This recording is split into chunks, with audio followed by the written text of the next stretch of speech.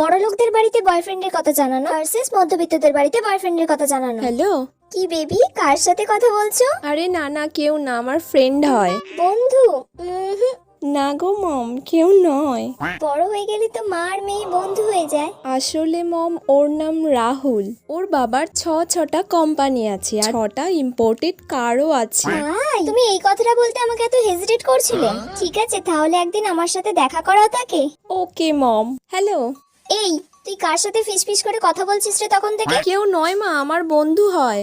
না, তুই তো এত আস্তে আস্তে কোনোদিন কথা বলিস না। না গো মা। কিছু হলে বল না, বড় হয়ে গেলে মা আর মেয়ে তো বন্ধু হয়ে যায়। তুমি বাবাকে কিছু বলবে না তো? আচ্ছা, তোর বাবাকে আমি বলবো না। আমি ওই পাড়ার পল্টুকে খুব ভালোবাসি। ওই পাড়ার ওই ভ্যানোলার ছেলে পল্টুর সাথে তুমি প্রেম করছো? আজকেই আমি তোর বাবাকে বলবো। কলেজ যাওয়া তোর আমি বন্ধ করে দেবো, দাঁড়া। তুমি যে বললে বাবাকে কিছু বলবে না।